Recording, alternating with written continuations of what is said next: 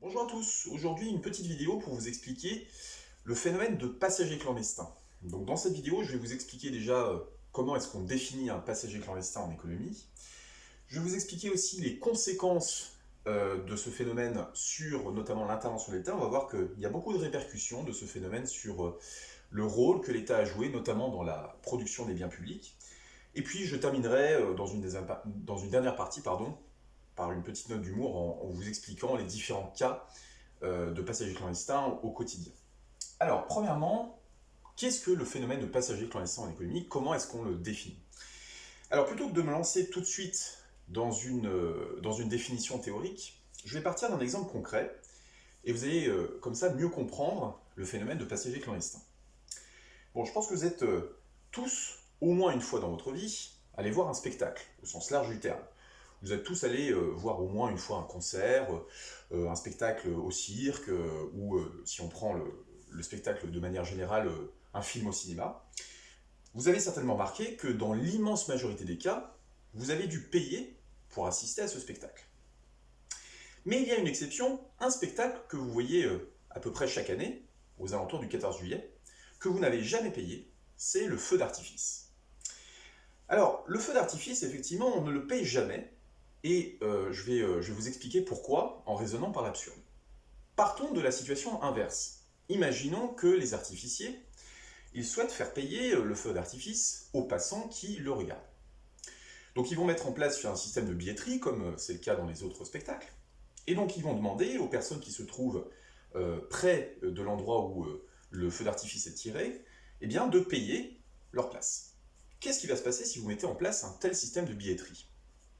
Comme le feu d'artifice est visible de loin, les personnes ne vont pas aller au plus près du feu d'artifice, ils vont s'éloigner pour pouvoir en bénéficier gratuitement. Vous savez qu'il y a même des personnes qui sont capables de voir un feu d'artifice depuis chez eux, depuis leur balcon, depuis leur maison. Et ça, c'est justement le phénomène de passager clandestin. En économie, un passager clandestin, c'est quelqu'un qui va pouvoir profiter d'un bien ou d'une prestation sans pour autant contribuer à ce bien ou à cette prestation.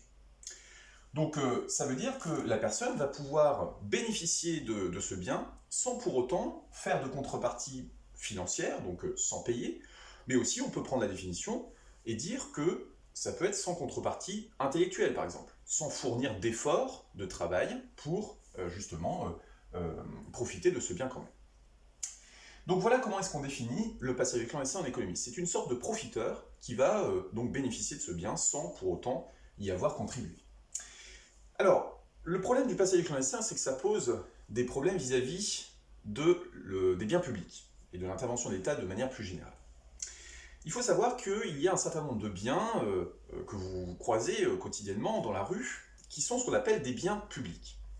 Alors qu'est-ce que c'est un bien public en économie? C'est un bien que l'on définit comme un bien étant non rival et non excluable par les prix.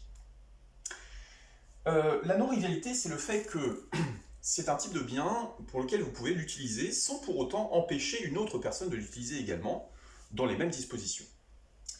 Et puis, la non-excluabilité par les prix, c'est le fait que vous ne pouvez pas raisonnablement faire payer quelqu'un pour utiliser ce bien. Pour vous illustrer ce qu'est un bien public, je vais prendre un exemple très simple. Prenez l'exemple d'un lampadaire qui se situe dans un lotissement. Quand vous passez sous le lampadaire, vous allez bénéficier donc de la lumière de ce lampadaire, évidemment si vous traversez de nuit.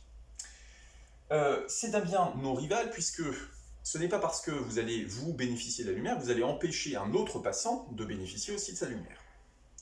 Et puis, on ne peut pas non plus raisonnablement vous faire payer la lumière dont vous allez bénéficier. On ne va pas vous demander de verser une pièce à chaque fois que vous passez sous le lampadaire.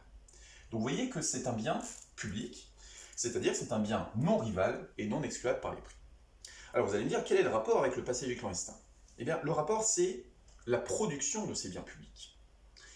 On va voir qu'en fait, si l'État n'intervient pas, les biens publics ne sont tout simplement pas produits. Pourquoi? Tout simplement parce que, si je reprends l'exemple de mon lampadaire, imaginons donc un voisinage dans un lotissement, un ensemble de personnes qui se dit, bah voilà, nous on n'a pas de lampadaire dans notre lotissement, ça serait quand même bien qu'on en ait un pour la nuit, pour augmenter la sécurité, pour qu'on puisse y voir quelque chose. Donc vous allez avoir un voisin qui va aller voir son voisin, son autre voisin, il va lui dire, bah voilà, ce serait bien qu'on investisse dans un lampadaire pour notre lotissement. Donc il va en parler un petit peu autour de lui, il va plus ou moins en parler à tout le voisinage. Tout le monde trouve l'idée très bonne, mais se pose la question du financement. Qui est-ce qui va payer ce lampadaire? Donc vous avez un premier voisin qui va éventuellement proposer eh bien, que tout le monde y contribue. Et le problème, c'est que vous allez voir émerger des comportements de passagers clandestins, c'est-à-dire des personnes qui vont se dire, bah, ce que je vais faire, c'est que je vais refuser de payer le lampadaire, je vais leur laisser le soin de payer ce lampadaire à ma place, mais comme le lampadaire va être dans le lotissement, je vais pouvoir quand même en bénéficier. Et en fait, tous les voisins vont adopter ce comportement. Tous les voisins vont se dire, bah, je vais laisser les autres payer ce lampadaire, comme ça, je ne paye rien de ma poche, mais par contre, je pourrais quand même en bénéficier. Et comme tout le monde va adopter ce comportement de passager clandestin, au final, personne ne va payer l'entreprise qui va fournir le lampadaire, et donc le lampadaire ne sera pas produit. Donc vous voyez que ce comportement de passager clandestin va poser un problème pour les biens de type bien public. Et donc c'est là que l'État a un rôle à jouer, puisque c'est lui qui va justement produire ces biens publics. Donc vous savez que l'État collecte chaque année des impôts, que ce soit des impôts au niveau national ou des impôts au niveau local, au niveau de la mairie. Et c'est grâce à cet argent collecté qu'il va notamment pouvoir financer les biens publics. Donc c'est l'État qui va s'occuper de ça, tout simplement parce que, à cause du phénomène de passagers clandestins, les personnes qui vivent dans la municipalité n'auront aucun intérêt à financer eux-mêmes les biens publics, et puis les entreprises privées n'ont aussi aucun intérêt à fournir ce type de biens à titre gratuit, puisque, comme nous l'avons dit, les biens publics sont non excluables par les prix. Vous ne pouvez pas faire payer un passant l'utilisation de ce bien. Donc l'entreprise, si elle fournit ce bien de manière gratuite, eh bien, elle ne va pas pouvoir se trouver du profit grâce à l'utilisation de ce type de bien public. Donc vous voyez que le comportement de passager clandestin pose un problème vis-à-vis des biens publics, et c'est pour ça que l'État, en plus d'intervenir par exemple dans les fonctions régaliennes, va fournir les biens publics. Alors, je vais terminer cette vidéo par vous évoquer quelques cas de passagers clandestins dans la vie quotidienne. Vous allez voir qu'en fait, dans la vie de tous les jours, vous croisez systématiquement un certain nombre de passagers clandestins. Le premier exemple que l'on peut prendre, c'est une personne qui va tout simplement être dans une situation de groupe de travail. Vous êtes un élève, un étudiant ou même un professionnel, vous avez une réunion ou un groupe de travail, et puis vous allez être dans ce groupe et vous allez laisser les autres travailler à votre place. Vous allez de temps en temps prononcer une phrase qui ne veut pas dire grand-chose pour montrer que vous êtes présent, mais en fait, en réalité, vous ne contribuez absolument pas à la tâche demandée. Donc vous allez laisser les autres travailler, et donc, au sein de ce groupe de travail, vous êtes donc un passager clandestin. Personnellement, comme vous savez, je suis enseignant, et quand je fais des travaux de groupe, on a presque systématiquement, dans chaque groupe, un passager clandestin, c'est-à-dire une personne, un élève, qui va donc profiter de la situation et ne pas contribuer au travail.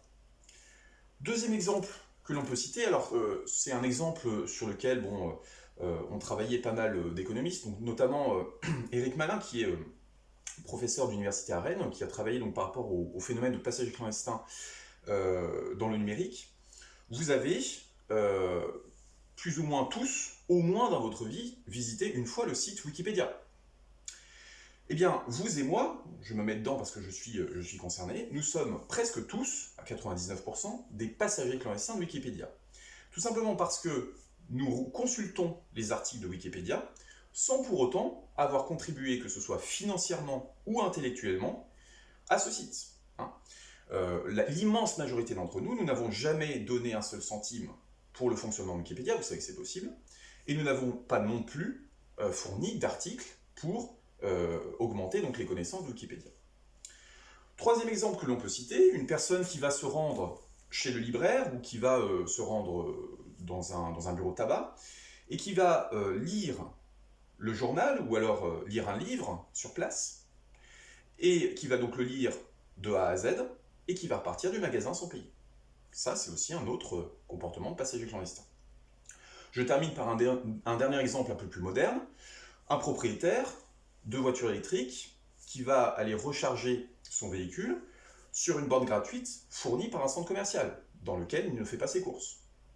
Tout ça, vous voyez, c'est des comportements de passagers clandestins que vous rencontrez quotidiennement et qui eh bien, illustre ces personnes-là qui donc profitent de biens, qui profitent de prestations, sans pour autant contribuer eh bien, à leur production. Donc pour conclure, vous voyez que le comportement de passager clandestin qui est une sorte de profiteur, ça pose des problèmes en économie parce que cela empêche la production naturelle de biens publics. Et donc, c'est là que l'État a un rôle à jouer en intervenant, en produisant lui-même les biens publics, et il va les financer évidemment grâce aux impôts qu'il aura collectés auparavant. Voilà, merci à tous.